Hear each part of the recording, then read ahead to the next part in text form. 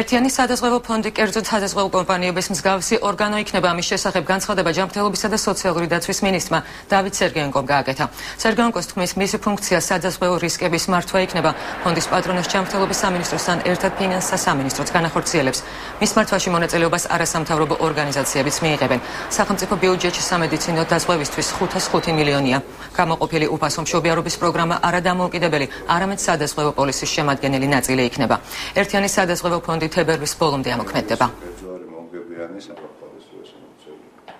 ერთიანი სადაზღვევო ფონდი არის პრინციპში სადაზღვევო კომპანიის მსგავსი პროფილის მქონე დაწესებულება, ოღონდ ბევრად უფრო მძლავრი, რადგან მან უნდა მოახდინოს იმ რისკების და შემთხვევების მართვა, რომელიც შეეხება დიდი რაოდენობით ადამიანს, საუბრობთ 2 მილიონ დაზღვეულ ადამიანზე.